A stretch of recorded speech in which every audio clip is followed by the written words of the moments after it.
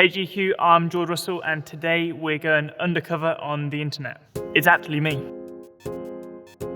Let's check Twitter. George Russell, what are you looking in there?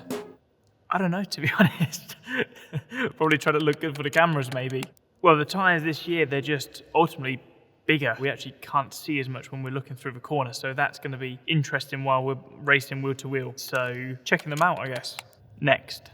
Why is George Russell hailed as Mr. Saturday in F1? Well, I'm not too sure where that came from. I think it was one of the commentators after a mega qualifying said Mr. Saturday, and then it's just stuck with me ever since. So we need to try and transfer that into a bit more Mr. Sunday. Does George have some kind of contract stipulation that says he must always wear a turtleneck? Don't think I've seen him in anything else since the move. Well, today is a day I'm not wearing a turtleneck. It's been a cold winter in the UK.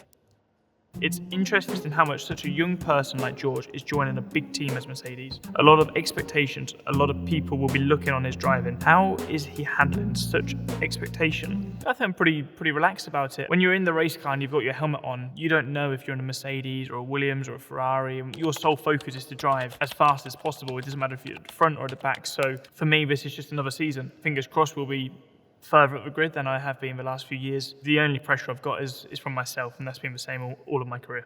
George Russell, besides Mercedes, what's your favourite livery this year and why? The Ferrari looks pretty cool. Probably shouldn't say that as they'll probably be one of our rivals, but I do think the Ferrari looks cool. I do like the Williams as well, a bit more futuristic with the blue. Mercedes number one for me. Instagram.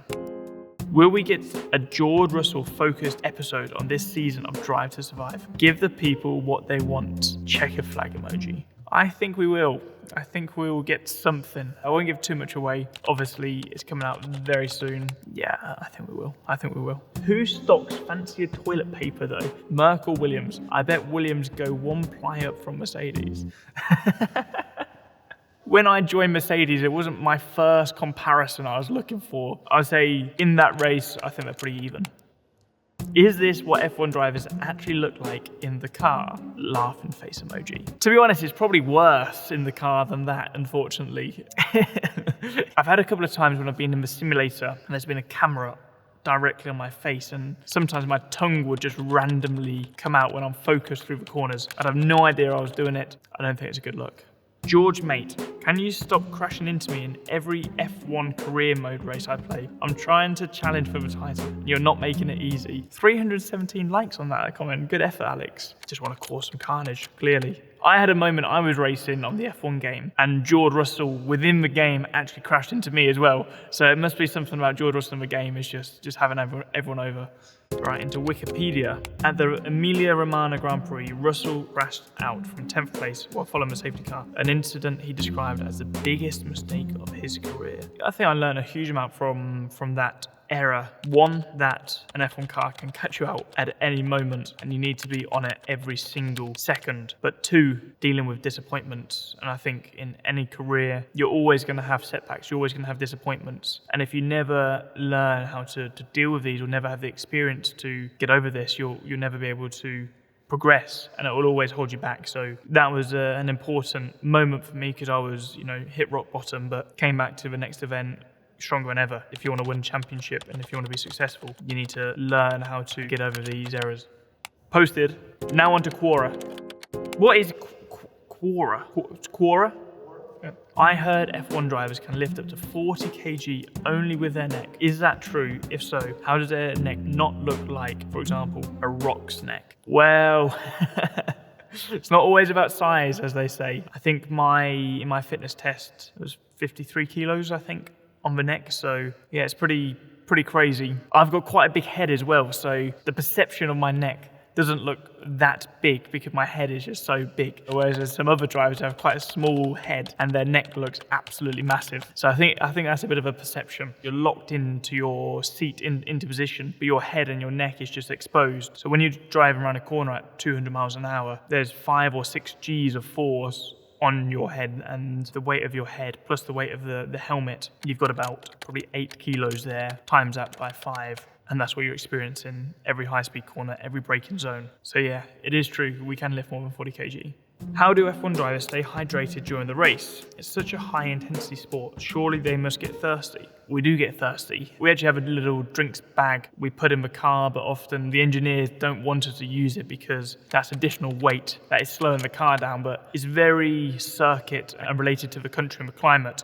If we go to a track like Singapore where the humidity and the heat is incredibly high, we would always have the drinks bag, full. But if it's a cold day at Silverstone in the middle of July, which is often the case, we'd probably put a bit less in there. The bag has like a drinks tube, like a straw that comes through from the seat, almost through your suit into the helmet, and then sticks into your mouth. Replied. All right, let's see some YouTube comments.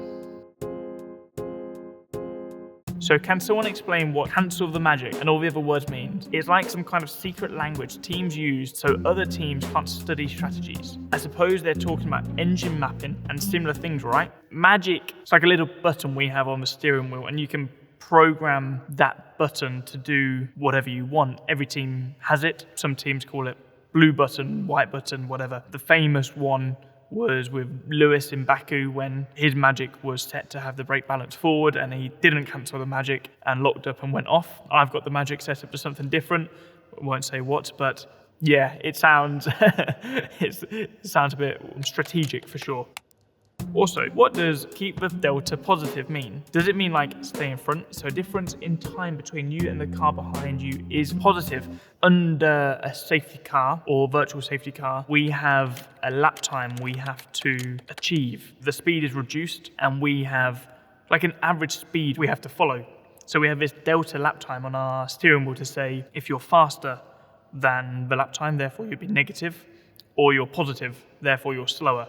So if you're too quick, you'll get penalised for it. Hence why they say keep the delta positive. Onto Reddit. I've only been watching since mid-2020. So what exactly does the term shakedown mean? They get there driving a few laps, but who's it for and what are they looking at? Just promo stuff, or is it more technical than that? Previously it was called a filming day and it was just for promotional stuff, but teams ended up using it for a more technical side, just to sign the car off. So putting laps on the car, they do things on the dyno back at the factory, but nothing is like driving the car for real on a racetrack. So we only get 2 of these days per year and we've got to make the most of it. TikTok. If you could win only 3 Grand Prix, which ones would they be? Got to be Silverstone, home race for sure. Love the crowd, love the circuit. Obviously my home event, so Silverstone without a doubt. I would say Monaco, that is, a clear favourite for all the drivers. And then I'd probably say Monza. I think the podium there is just incredible. Italian Grand Prix, crazy fans all mainly supporting Ferrari, but just a spectacular podium and would be an incredible experience. So they're my 3. All right, that's it. I'm signing off. Cheers.